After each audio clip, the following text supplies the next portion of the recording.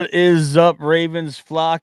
We Bleed Purple podcast is back for our first episode coverage of 2025 Baltimore Ravens training camp.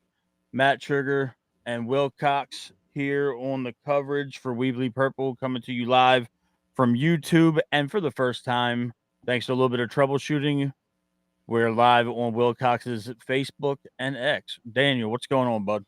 Man, I'm excited, Big Matt. It's about to be one heck of a season this year. This is probably one of the best overall rosters I think that the Ravens have ever had in the history of the program. Eric DeCosta and company, the mad scientists, have went to work this offseason. I'm actually pretty excited to kind of see what this team is actually going to look like this year. And I know the energy has to be really, really high in Baltimore right now. It definitely is. It's kind of like Christmas Day for football fans up here. It should be everywhere when the players report to camp.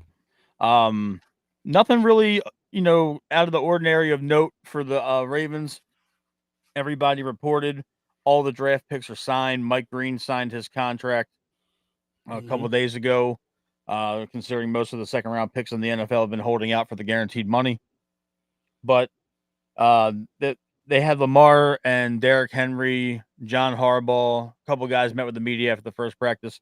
Lamar looked crisp. Everybody looked good for the most part. Yeah. Zay had a little bit of an ankle roll going on, so he got his ankle taped and he had a great day from all accounts. Jeff Zrebeck, who covers the team for the Athletic, he reported that Zay's turning a lot of short catches into a lot of long gains, and he looked good. DeAndre Hopkins beat Jair Alexander on a over the shoulder catch Yeah. in goal line drills, but from all accounts, Jair looks like he's ready to play. Um, it's gonna be a battle for some of these positions, man, with the 53 man roster. So to kind of give everybody a bit of a bird's eye view, Wilcox. What's it like the first day of camp? It depends on what year you are. You know, if you're a savvy vet, the first day of camp, hey man, let's knock some of this rust off. Let's go have a great time, man. I'm excited. Good to be back. A lot of vets don't even want to go to training camp at all, so it just depends. But if you're a rookie, man, it's probably the most exciting time of your life. You get a chance to see the full team in action. You're finally realize that you're where you wanted to be your entire life, and it's kind of overwhelming, you know, especially if you're from a smaller school or you're not a big school like the Ohio States and the UGAs and the Michigans. If you're from a smaller school like I was from App State where it wasn't a bunch of us in the league at the time. You know, it's kind of intimidating a little bit. You know, so it takes some getting used to. And I think after a week or two, you kind of realize like, man, this is just like everything else I've done. The game slows down for you a little bit, and all of a sudden you start to look like your old self again. But you know, knocking the dust and the rust off is the hardest part. Those young guys been at mini camps and OTAs, so they're a little bit in better situation than some of those veteran guys are. But the veteran guys just know how to prepare. You know, they really do. They know how to prepare for training camp and know what they got to come in at as far as body weight. You know, by now, if you're a 5 or 6 year vet, you know you got to come in about 10 to 15 pounds heavier. You know, just so you can lose some weight during training camp. You know, so it's kind of interesting, man. You bulk up the whole off season just so your body can endure the long season that you're going to go through. And obviously it's a little bit easier on the players now. Two a days are a thing of the past. There's Mm-hmm. more emphasis on player health and player safety. So those things definitely do matter when it comes to getting everybody situated for the season. And there's a lot of high expectations this year, Daniel. It is. It's W- definitely a high expectation for me. it, Shit, I want to see. I want to see us get the Super Bowl, man. We 2 years shy of two Super Bowls right now. We should be. This should be our third one in a row. right. This should be the talk of a dynasty right now. And for a lack of a better circumstance for Mm-hmm. both seasons, it just didn't work out. The team is largely the same, minus Brandon Stevens. He's in New York getting burnt to a crisp his first day. Oh, really, really, Matt? Yeah, I sent. If anybody hasn't seen it yet, Yeah. Brandon Stevens is getting cooked in Jets camp right now. Um, He's a great player, Matt. He's always in the right place. He just doesn't make the plays that you want him to make. He's not getting cooked. he did get mossed a little bit, but he didn't get cooked. Okay, so Okay, he fair didn't enough. get burnt to a crisp. That's what I'm saying. He was Fair right where enough. he was right where he was last year You're a for pro us. player all the way. Yeah, I know what yeah. I I know what mean, I know what I got myself into last year. I mean, he's a big corner, man. He's a big athletic corner. You know, he's no longer a Raven, so you know, may God bless him. He is my old team, the Jets, so I can't be too mad at him at the same time. But I'm just glad that's one problem that we hopefully will not have to deal with at all this year. Well, Good luck to Brandon Stephens in New York. we do play the Jets this year. Yeah, But we replaced Nelson Aguilar with DeAndre Hopkins, who by all accounts looks like he's bought in and he's vested and he's ready to go. yeah, that's a huge pickup right there. It's a Now, huge pickup. He's a yeah. the bona fide wide receiver 3. We'll get into the roster building a little bit, talk about some key positions. But there's an interesting thing I wanted to bring up to you, Daniel, and it came from the group chat. We were talking about Derrick Henry last night. Yeah. It's incredible when you think about this, what Derrick Henry accomplished as a Raven last year. He had 1,921 yards rushing on 325 carries. But we were kind of doing a little bit of nerdy stat stuff. So in our group chat, we did the numbers. So from Derrick Henry's freshman year of high school to his last year as a Tennessee Titan, he had 4,029 carries for 24,835 yards, all before the age of 30. And then he comes here and runs for 1921 and on 325 carries. The dude is an absolute specimen. Yeah, And that just makes what he did last year even crazier, because I wanted to bring Henry up first because a lot of local radio personalities at 105.7 The Fan, they are predicting that Henry's going to have a 400-yard drop off in his production this coming year. They're saying that he's going to be around the 1,500-yard mark. What do you think about that? Just, based off of what we saw last year. I think it's hard to duplicate a 2,000-yard season back to back. Based off last season, it's what happens in this league is everybody study you. So they'll look back at the games that he didn't get 100 yards. And then they'll figure out what that team did. And then everybody will start doing that until they prove that that won't stop us from getting 100. And then they'll have to start going back to the drawing board. The thing that Derrick Henry has in his favor is he has Lamar Jackson as a quarterback. So Lamar is such a dangerous threat to pull the ball and run it that it will keep some of those lanes wide open like it was for Derrick Henry last year. Teams are just going to have to figure out how to stop the read option, with him and Lamar. It's such a tough combination, man, with a quarterback that's so explosive and a running back that's so dangerous. I could easily see him dropping 400 or 500 yards. Harbaugh said last year when he was super hot and nobody was prepared for him and Lamar, he said we didn't bring him here to give him the ball 30 times a game. And you see he had the most yards with the less touches in the league last year. He had at least touches than probably any other running back that came close to 2,000 yards. His touches was well under Saquon Barkley's. And when you think about the amount of yards that he had with that minimum amount of touches, it's going to be a little difficult for him in year 2 once everybody game plan on him and they've seen a whole season of him running the ball with Lamar and see how Todd Monken calls his plays with those two at the helm. It'll be interesting to kind of see what Todd Monken does differently this year to kind of mix it up, to kind of keep guys on their toes.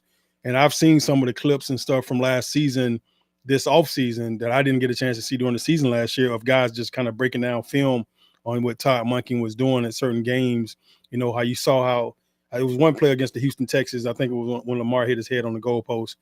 And he said, I wasn't even running. I was jogging that play. Yeah. I think it was that play where they broke down the film, how Houston played against somebody the week before. And then the Ravens lined up in the exact same offense. I think it was the Kansas City Chiefs.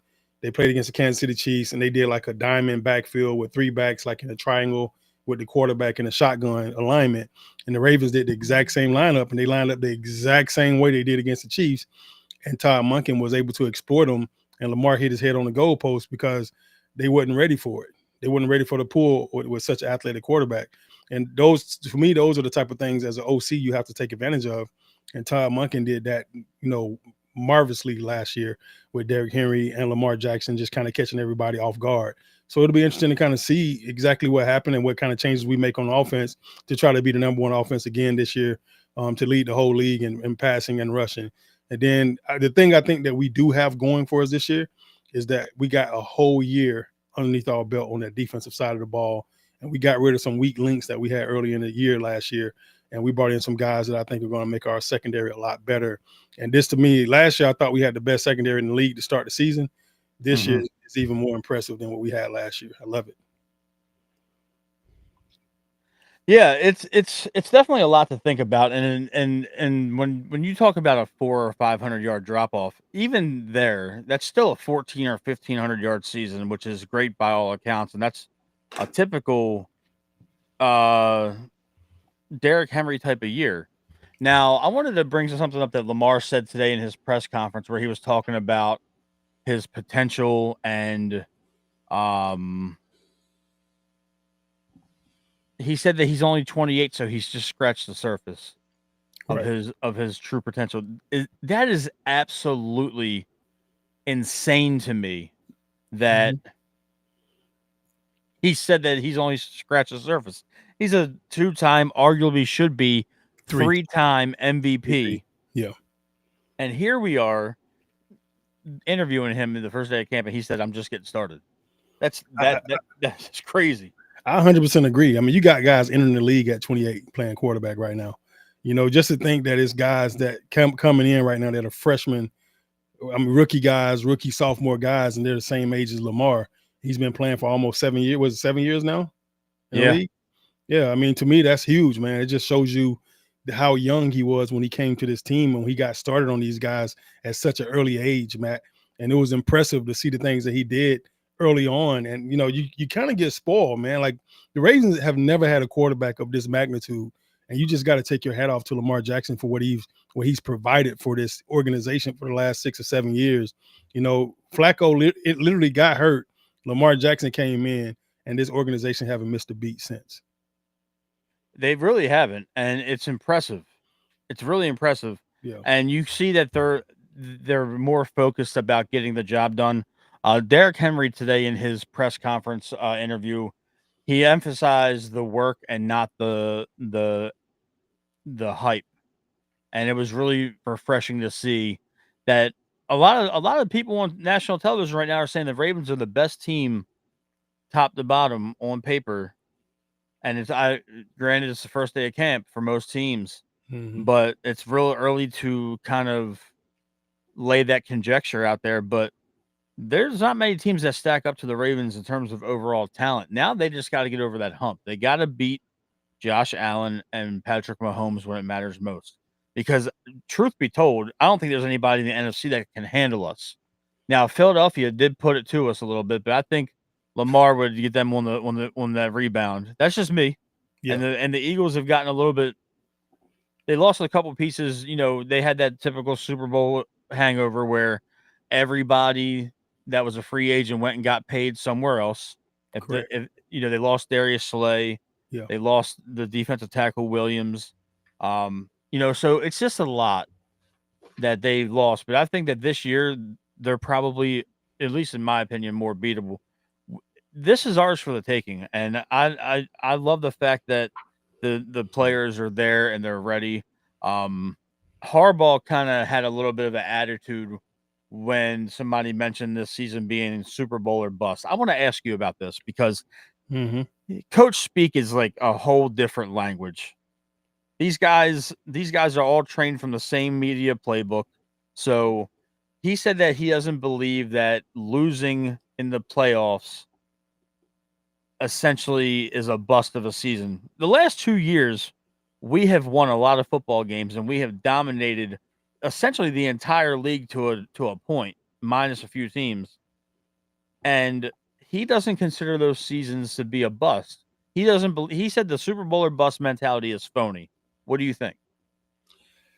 I don't know. It's kind of hard to say. I think as a coach, you can't play the game for the players. So as a coach, you have to always figure out how to be kind of bouncy, where you can talk to the media and talk to the team, with motivation. It always has to be motivation. You can't say great season at the end of a season that you lose and then come back the next year and say that was a bust.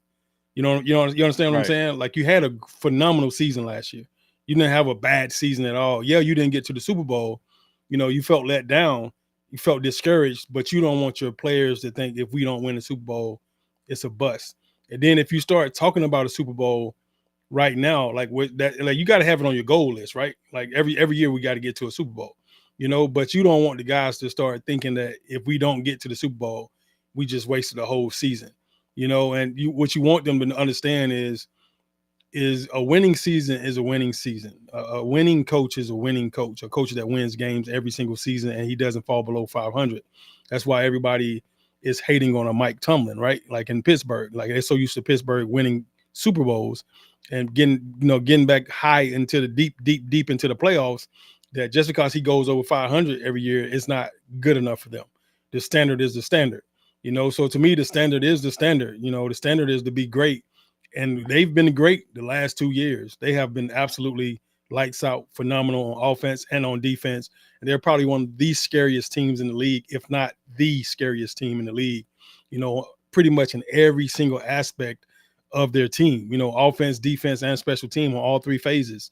So I can't look at it, and I kind of agree with John some there, with Harbaugh some there, but then at the same time, the fans only see things one way. Like we got to we too good not to win a damn Super Bowl.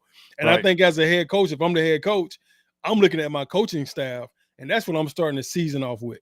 If we don't go to a Super Bowl and win a Super Bowl this year, then I'm gonna look all you guys in the eye, and I'm gonna tell you one by one, you didn't work hard enough. Like it's something inside this coaching staff that has to be willing to motivate their players enough to help them get over that hump to get to the Super Bowl. And not, when I say motivate the players, you don't have to motivate us at this level, right? But you have to be motivated enough and energetic enough to set the tone for what you want your guys to be and how you want those guys to be.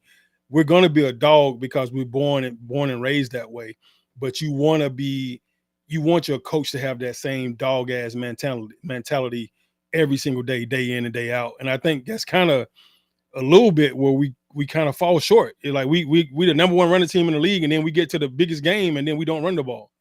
You lose your identity. It's just kind of weird to me how it kind of plays out, man. So to me, if we don't get to a Super Bowl, I'm gonna be extremely disappointed, just like I was last year, just like I was the year before. The last 2 years in a row, I knew we was going to Super Bowls, and we fell short both years. This year, to me, I feel like this roster is probably better than the roster we had last year. And last year, I said that roster was better than the roster we had the year before.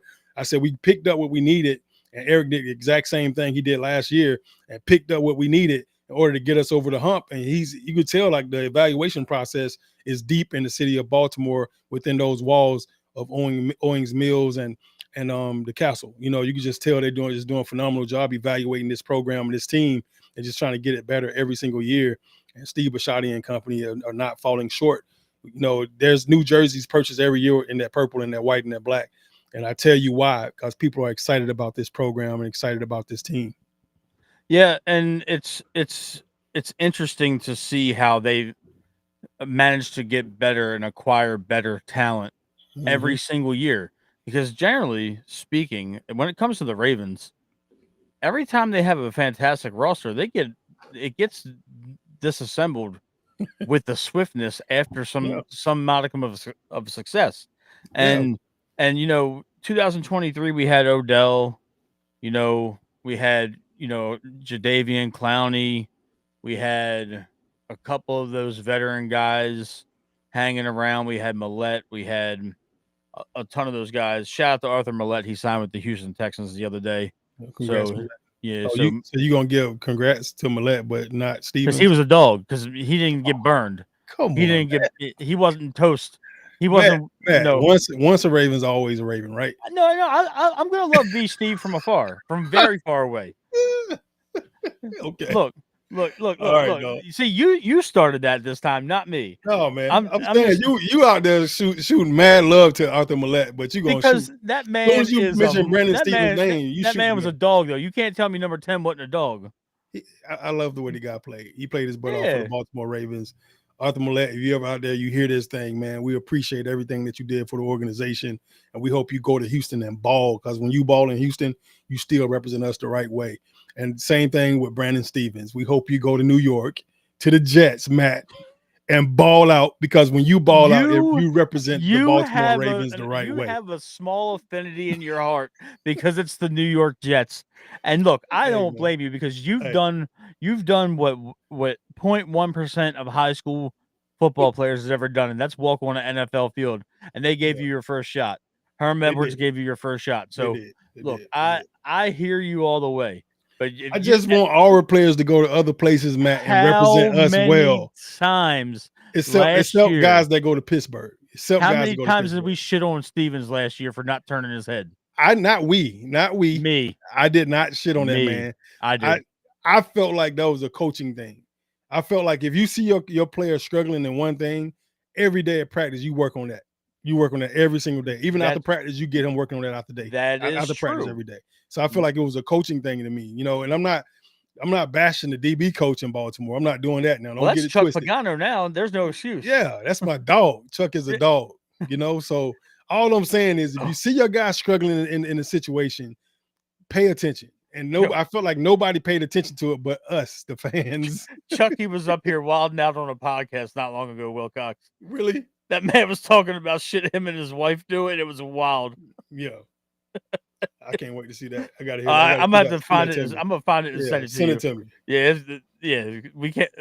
It can't be as bad as Channing Crowder.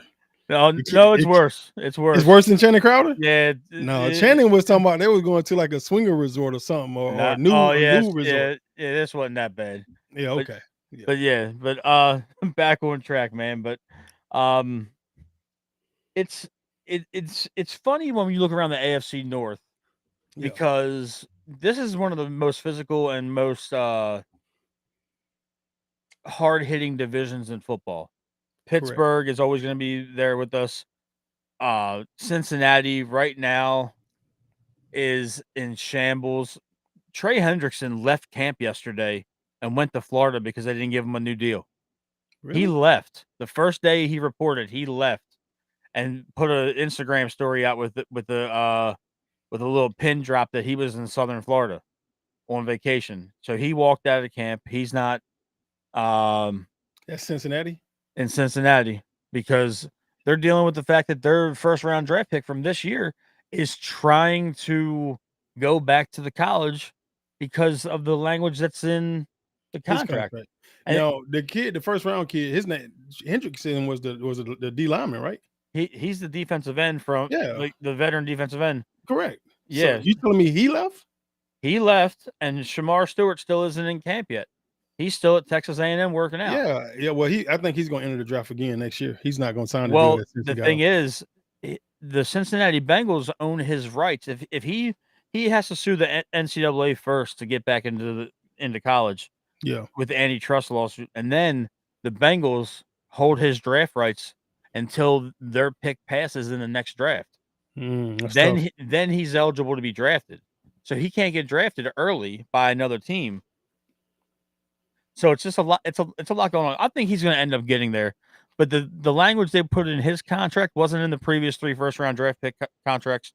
It wasn't in anybody's contract. Right. This is the first time Cincinnati trying to change the game. Cincinnati's trying to change the game for the worse. And then you slide over to Cleveland, and they got a 4-man race for quarterback. You got your boy Joe. You got your boy Joe. Yeah. Joe already lost, man. He already lost. Joe Cool's going to start.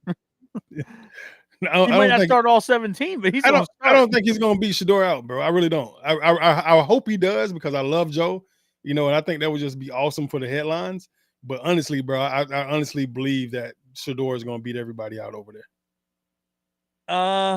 He might, and the thing is that there's a lot of differing things coming out of Cleveland right now because it was just released today from an anonymous source that Dylan Gabriel is more highly favored inside of Cleveland's building than Shador is. You good, Wilcox? Yeah, I'm here. Can you hear me? Yeah, I can hear you. I can't see you. Yeah, I don't know what happened just now. See if I can turn this camera back on or something. I think that's I turned my camera off. Yeah, there we go. There My we bad. go. Hey, it's all good. It's all good. You know, Dylan Gabriel is more favored inside the building. They think Yeah. he's cuter. What, they think he's cute or something? Like, come on, bro. Look, I have no idea, What we but doing here, Matt? Kenny Pickett's there. You know, he's a career backup. He's not No. going to start any games. Yeah, we wasting our So- time talking about this. Shador's a starter, dog. He's probably going to end up being the starter. You're absolutely right. The dude hasn't he's never set the bench his entire life, you know. So it's kind of one of those situations where he probably got more starting experience than almost anybody on the roster except Flacco. Yeah, you know. So it's like, even though he hasn't played in the NFL, the kid played all 5 years of college football, all 5 years, and his record is absolutely phenomenal. If you look at the overall record for him in college football, you're right. From Jackson State to Colorado. Yeah, a lot of people omit Jackson State talking about his record. Yeah. I mean, you can't omit Jackson State, and I hate when people try to downplay black college football. A lot of those players that are at black college football came out of JUCO.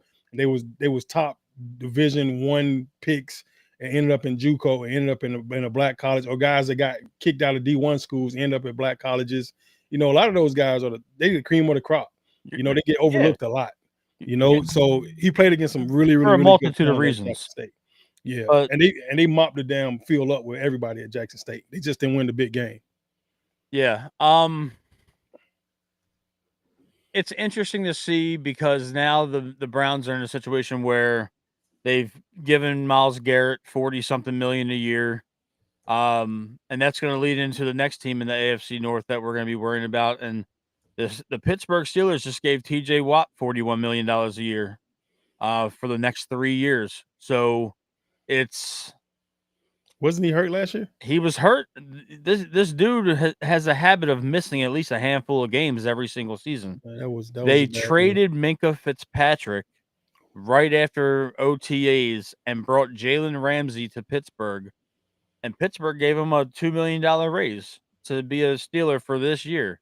So now the starting cornerbacks in Pittsburgh this year are Jalen Ramsey, Joey Porter Jr., and Darius Slay. So they got, dogs. They got some dogs over there, but they don't have any safeties now. They got Deshaun Elliott, and from what Marcus Williams said on a podcast yesterday that's been causing a lot of waves here in Baltimore is that he essentially shit on his time here, and he wasn't very grateful to be a Raven after all.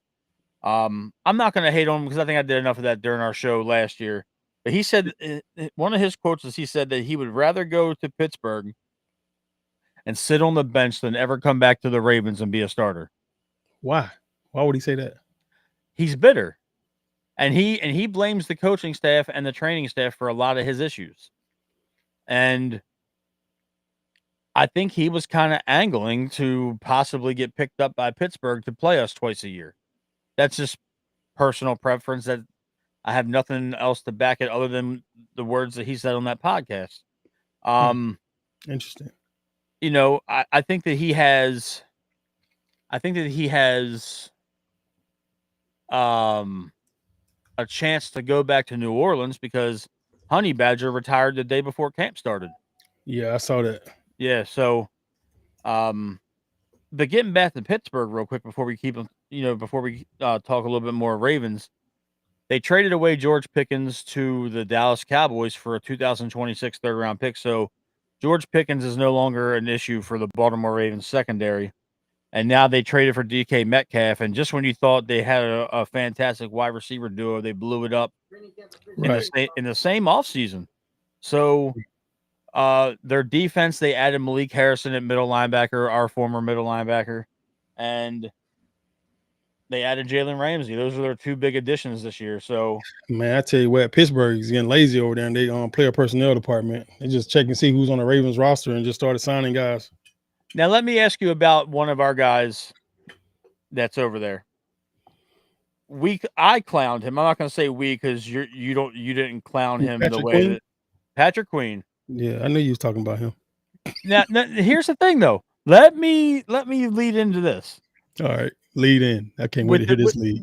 In the NFL Network's top 100 players. Yeah. They do that every year. Uh-huh. He was voted the number 76 overall best player in football.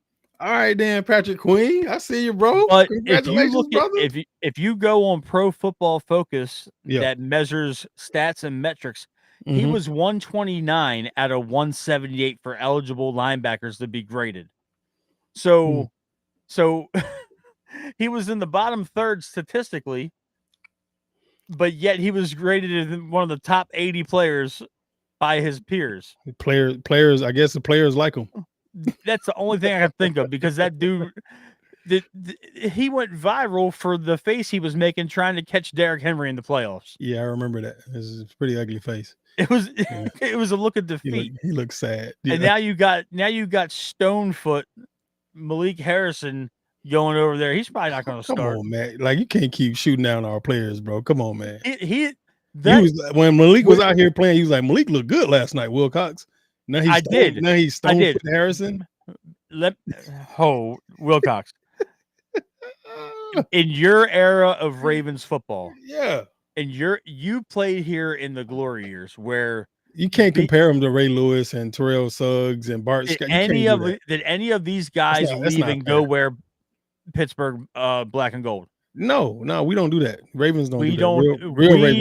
Real Ravens don't do that. But you also got to look at the fact back then that the Pittsburgh Steelers wouldn't dare take a Baltimore Raven. They're desperate right now.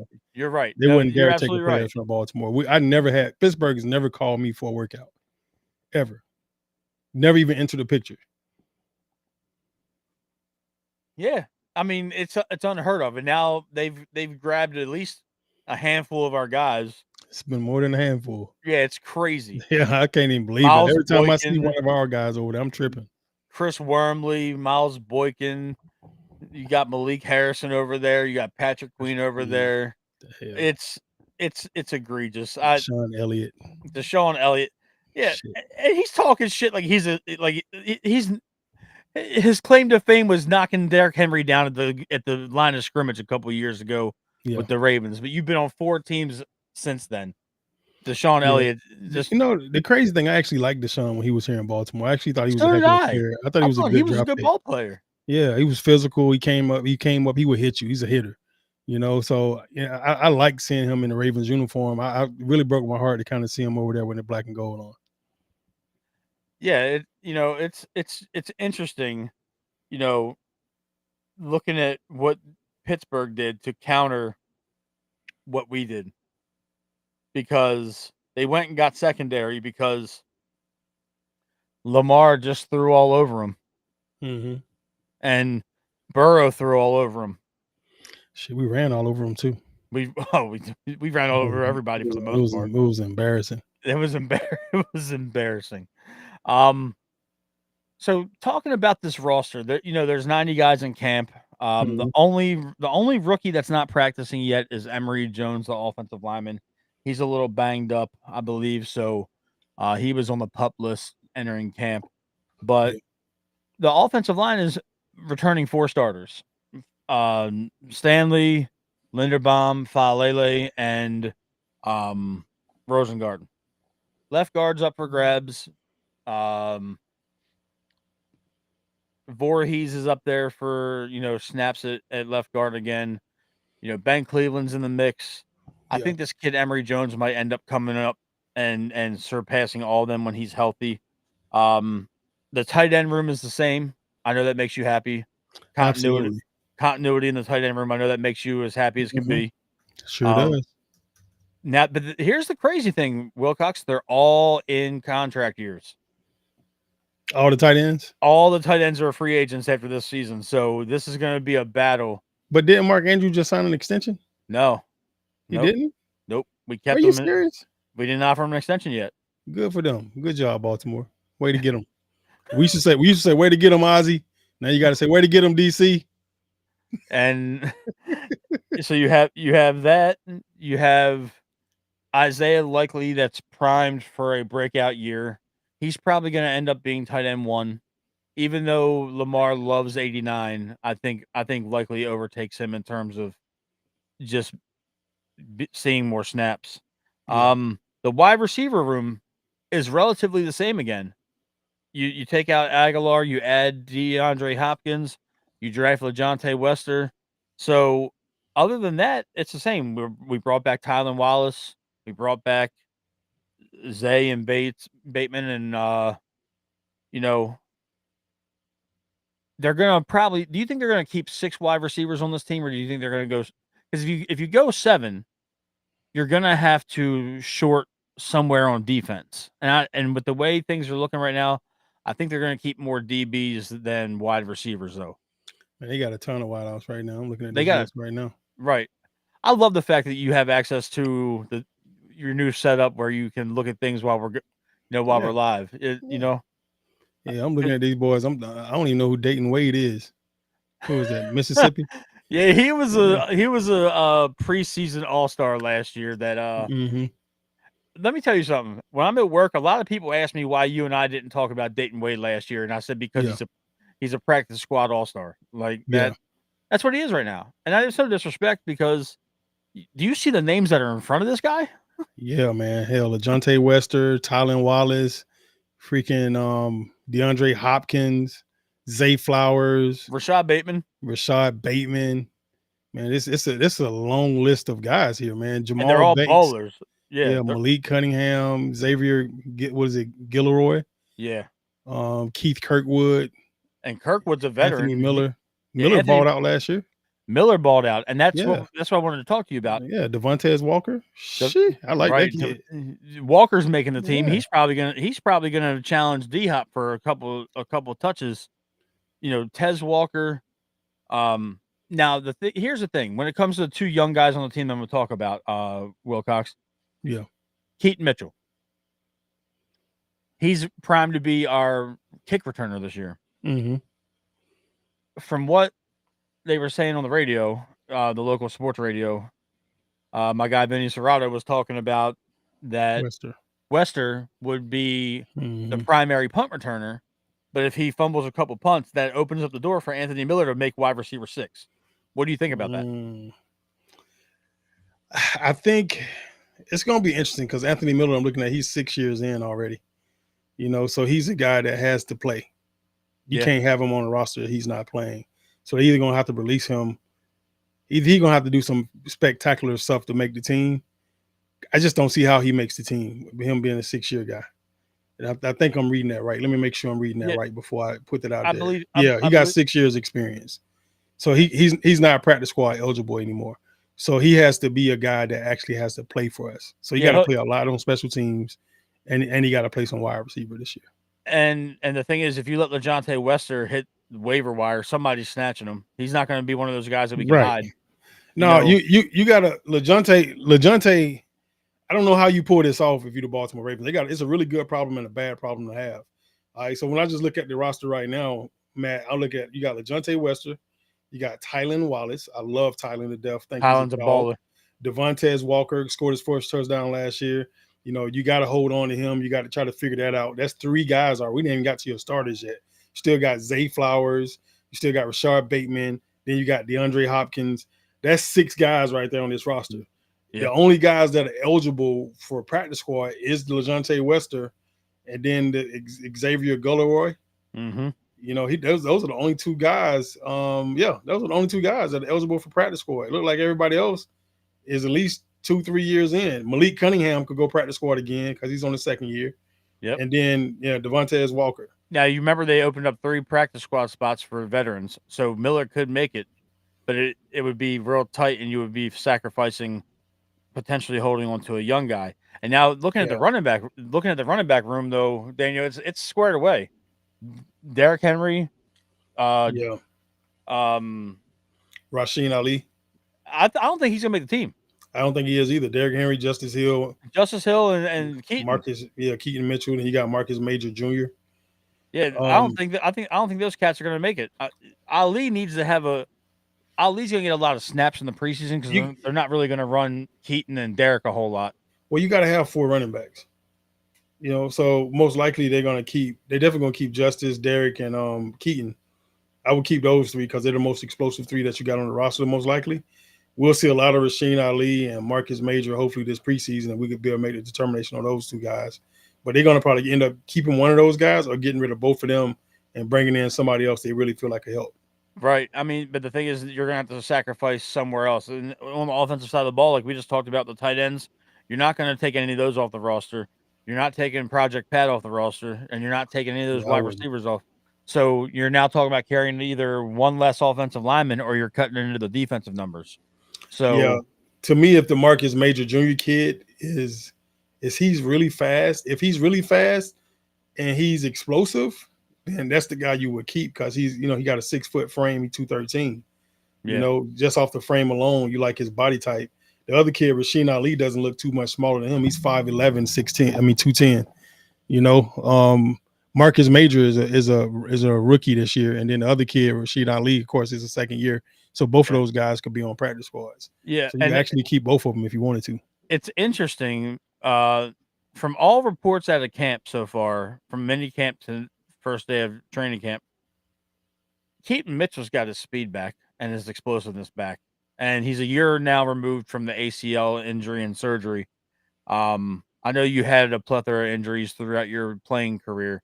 Is it generally that year plus removed when you really get the dexterity and the nimbleness back in your injury area? Yeah, well, I think what helped Keaton is the injuries that happened to all the running backs before he came. Like normally they'd have thrown him back out there in the fire and then wore him out and he'd have got hurt again. But they really protected Keaton last year. So they got a vested interest in this kid. And I love that. I love that for Keaton because that's what happened to me. Like I hurt my toe and they kept trying to push me back out the same season. And then before you know it, I ended up having to have a season-ending surgery at the end of the year.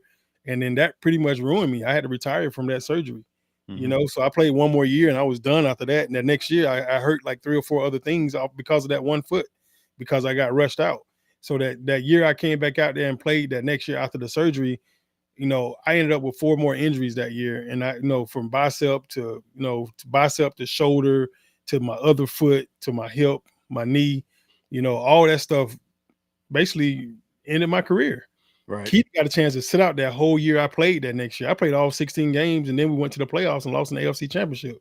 So 18, 19 games that year, Keaton almost sit out this entire year almost. He just basically trained and worked out and got his body better and stronger, and he got a chance to touch the field a couple of times, but he didn't really play that much, so he probably played in 3 or 4 games. That's it. That's a blessing for him. Now, as a player, we hate that, Matt, because it makes us feel like we're not earning our keep. Some people like, man, I just collect the check, but we're not built that way. We want to fucking play. We want to earn every penny of the money you give us, and we want to feel good about earning it, and we want to feel good when we get our check and put it in the bank, and when we walk down the street, we want you to know that we're that guy. So it's a little bit of ego and a little bit of swagger and a little bit of mindset that we're just built different in that manner. We don't want to just be on your roster and collect the check. We want to earn it, and we want to feel good about earning it. So it's going to be tough. I'm glad Keaton got a chance to sit out last year. I think this year he will bounce back. He might be top speed by now, and he's going to probably hurt. He's going to surprise some people because people kind of forgot about him a little bit last year. I love that. And he the thing is, he's a monster weapon on a team with a bunch of monster weapons. Exactly. You got a running back that 15 years ago would have probably been a starting outside linebacker for the Ravens, playing running back. Yeah. And then you got Justice Hill, who can do everything on a football field. He plays all 4 phases of specials, and he can pass block, and the man can catch out of the backfield. He's a gadget. He's almost like our Darren Sproles. He is. And that's the perfect comparison, at least I believe. He does everything, and he does everything well. And getting over to the defense, we didn't really have any significant losses on the defensive side of the football. Michael Pierce retired, so that kind of hurt. Yeah, I'm gonna miss big fella. Yeah, big fella. Now from what they're looking at, they're expecting Travis Jones to play more nose tackle from what they were talking about. Yeah, we like Travis Jones. We definitely do. I got you on the Travis Jones we like bandwagon. Yes, you did, Matt. Yes, Yes, you because did. I was championing him from the first week of last year, Yep. and then he made a couple plays, and you're like, okay, this dude's a beast. So Yeah.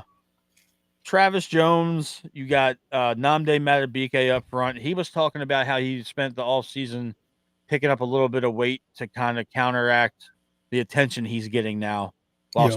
while still maintaining his explosiveness. And then um you have the rookie Peebles, you, you know, Yeah. you know, Odelay. You got Odelay too. yeah, you got Yep. Hankins, I believe, Jason Jones, Jason Jones, John Jenkins. Jenkins. I'm sorry, Jenkins, John Yeah. Jenkins. Yeah. John Aeneas Jenkins, Peebles. that's a big boy right there. Yeah. And He you got CJ Renovale too. yeah, Ravenel. I'm sorry. yeah. And then Broderick Washington. Rod Washington. This Yeah. is a make or break year for him because they gave him $17 million a couple of years ago, and then he's statistically went downhill, and then he's seen less snaps. It got to the point where Brent Urban was seeing snaps over him, and I'm a huge Brent Urban fan. I love Brent Right. Urban. Yeah. Brent Urban is a dog, and I mean, He is. Yeah. He's got a high motor. I mean, yeah, Jared but he's Johnson a not on little the bit. team. He's still kind of waiting in the wings right now to see what they're gonna do. Yeah. Me personally, I'm on the bandwagon that they need to go and get Jadeveon Clowney to play and put his hand in the dirt. You think so? Yeah, Hmm.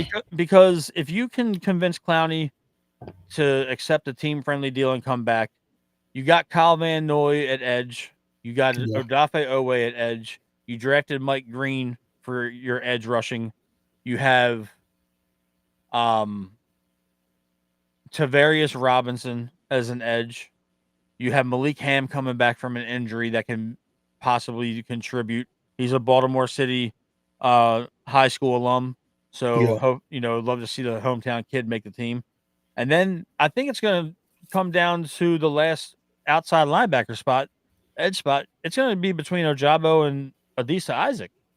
And the way it's looking right now, all those other guys that I just talked about, they're going to make the team in some form or fashion. Yeah. So Ojabo's fall from grace has been crazy. Considering before he tore his Achilles, he was a top 15 prospect. He fell, and then he hasn't been able to stay on the field and stay healthy. Yeah. And then Adisa Isaac missed most of his rookie year to injury as well. So yeah, it's interesting. It's definitely interesting. But I think Clowney would be a perfect 3-4 end that could kind of give us a little bit more push up front and we wouldn't have to rely on Broderick Washington or Peebles so early in the year, and we could have a good solid rotation. Because Clowney had a career year here, for sacks. So I know he's 2 years older now, but it seems like the Ravens add an older defensive veteran every year late in camp, like a cut or just somebody to kind of get like they grabbed Kyle Van Noy off the couch a couple of years ago, and he found the fountain of youth.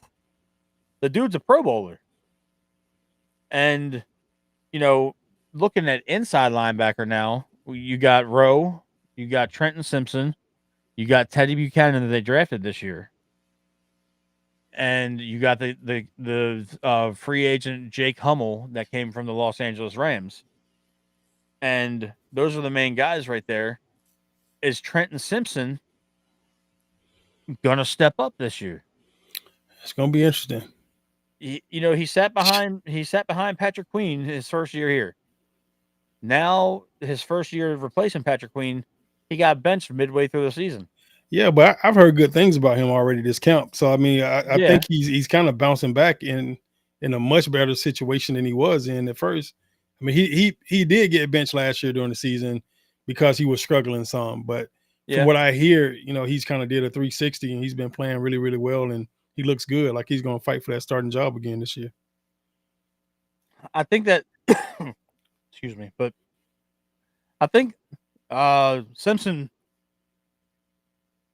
if he can get himself together at pass coverage, yeah, he's fine. He can tackle. Damn, I'm choking on water. Yeah, go ahead and get you some water right quick, Matt. You might need to sip on a little more.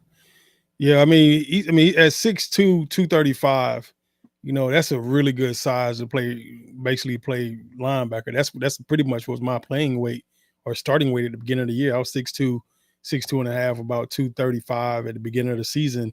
By the end of the season, I was like 228, 225 playing tight end. So at that weight, I think he's at a really good height size, probably got good length on his arms. And he played at Clemson. I mean, I'm sure he's a heck of a football player, man. So, and he looked good last year in spots. He just didn't play well the entire season. Yeah, it's one of those situations where I want him to be that guy next to Roquan Smith and fill in the defense. We need Kyle Hamilton on the back end. When he moved to the back end last year with Darius Washington, it was an absolute game changer. Now you draft Malachi Starks from Georgia. He's an absolute dog. So he's excited to be here. You have Marlon Humphrey back for another year. You have Nate Wiggins in year 2. You have Jair Alexander now. You have TJ Tampa. You have Bo Braid, Jalen Armour Davis on that back end. There's going to be a lot of war for some playing time because those top three corners are some dogs. Yeah, it's going to be interesting, man. Marlon is getting up there in age, so I want to kind of see how he's going to be this year. He had a heck of a season last year. The year before, I didn't think he played as well, but last year he looked like, all pro bowler, stud corner. He just played lights out all season. He was very, very, very consistent last year. The year before with the injuries and stuff, I think he didn't play as well, or he didn't look as well to me. He didn't move as well. Last year, it felt like he moved better. I don't know if he lost a little bit of weight so he could, move around a little bit more, because he was starting to get kind of bulky, I felt like 2 years ago. So I'm hoping that Marlon comes back this year, hot and excited about playing football, and he can't wait to show the young guys what it's supposed to look like to be a vet around here. And I hope he has another great year. If he has another year like he did last year, man, the secondary is going to be absolutely scary. And it's all about communication back there. If those guys communicate and they learn how to communicate well with one another and they actually like each other, it's going to be a scary year on defense, because when the quarterback ain't got nobody to throw the ball to, it's going to be a lot of sacks. It is. And that's going to help us, get home and put some pressure on these quarterbacks. I'm fully anticipating Marlon to have another good year. A lot of people kind of shit on Marlon, even though he had a fantastic year. They're saying, "Oh, he's getting older now. Oh, he's not as fast as he used to be." He was never really a speed guy. He was a technique guy. Yeah, he's a cover 2 guy. Yeah, and now you can slide him into his natural position, safety nickel. The safety nickel, and you got Jair and Wiggins on the outside. That is that's going to be good. Yeah, I really like Wiggins. I really like Wiggins, man. I can't wait to see what Jair do here. Yeah, Jair. I think the fact that he's with his best friend, is gonna do this team wonders. It's gonna be. I'm interested to see what they do at safety though, Wilcox, because they got Sanusi Kane and Bo Braid as the other safeties. Darius Washington, of course, is going to miss the entire year with his torn Achilles. Yeah. I wonder if they wait for a camp cut, or they bring in a veteran just to kind of fill that. We always have a solid third safety on the team, whether it was Gino or Darius. Yeah. We always had one of those situations going on. So I'm curious if they're going to go the route of somebody like Justin Simmons, or if they're going to wait for a surprise cut, or just something along those lines to kind of solidify the secondary, because I think Bo Braid, the Maryland kid, can do it more so than Sanusi Kane. Okay. I might be biased because I'm a Maryland fan, everything hometown, but I think this is there's gonna be a lot of interesting camp battles for playing time. Not necessarily to make the team, because you can kind of look at the roster and see who's going to make the squad. I'm looking at the safety spot right now too. I know Darius is out for the year. You got Malachi Starks, then you got Sanusi Kane, then you got Keandre Jackson, Illinois State guy, Degsman Igbino's son from Rutgers, Kyle Hamilton, that stud, that alien, 8 from the ATL. Then you got Bo Braid. So I kind of feel like Bo would probably definitely be the guy too. Yeah. The Sanusi Kane kid, the only reason I would say don't count him out is because he went to Purdue. In this offense, in this defense that we have right now, you got to be smart in that secondary. And most of the time, Purdue guys are pretty sharp, So I'm going to say that Sanusi may surprise you. He just may. So don't count him out yet. I won't count him out, but I'm looking forward to camp progressing, and it's nice that football season's finally back. I know you're not much of a baseball guy. I know your son plays baseball, but the Baltimore Orioles have absolutely broken my heart over and over again the last couple months. So I'm happy that a fantastic, sports team is back rolling. But that'll do it for the first training camp episode. We'll be back, hopefully in the next week or so to cover any breaking news or any camp updates. We got our first game in a couple of weeks, and we'll start to preview that. Hopefully get some guests on here to kind of talk, about some of the upcoming camp dates. Daniel, they did something different this year, man. They were raffling off training camp passes. They weren't not letting it open to all the public. They were only letting you pay to get a chance, and then sometimes you paid and you didn't even get a pass. So it's totally different because back during your days of Ravens training camp at McDaniel College, it was crazy. Everybody could come and it can't look like the game sometimes. It was absolutely phenomenal. It was probably one of the best experiences I think I've ever had at camp anywhere. Yeah. So it was phenomenal. I love the way they used to do it at McDaniel College, and you just have to walk through the fans every single day. You got tired of signing autographs after a while, but that's how you build your fan base, man. Like really, that's how you build your fan base. A kid get your autograph, or adult get your autograph, cute girl maybe. You just never know, Matt. That was a real slick last tidbit. But it's cool though because they had the kids area because my little brother is an avid, Drew's an avid memorabilia collector. Yeah. And he was at one point in time, Ray gave him gloves, AD gave him, wristbands. He's got your autograph in his binder book along with everybody else that came through the organization. So the kids really love that, man, and it was cool to see it. But it's just wild how they raffle off and they don't let all their fans come up there because there's other organizations that do, and that's minor stuff to complain about at the end of the day. But I'm looking forward to seeing this team getting rocking and rolling. That'll do it for We Bleed Purple. We will be back next week with more Ravens training camp coverage. We'll be back sooner if there's any breaking news. You can find me at mtrigwbp on X. You can find Wilcox at Coach Wilcox on X. You can find us on Facebook under our names. Thank you for joining the only Ravens podcast with a retired Raven giving you weekly Ravens coverage. Wilcox, always a pleasure, man. Matt, same here, man. Also, man, we appreciate you guys for joining in and tuning in. We're going to be very active this season. It's going to be a phenomenal season. So we can't wait to give you all the coverage from our eyes, from my eyes and Matt's eyes. And it's going to be a great year, man. So I'm excited about We Bleed Purple podcast. It's our first year with the new podcast, and we're going to make the best out of this thing. Tune in every single week. It's going to get better and better. Promise you. Make sure you like and subscribe to our YouTube channel. Make sure you hit that follow button.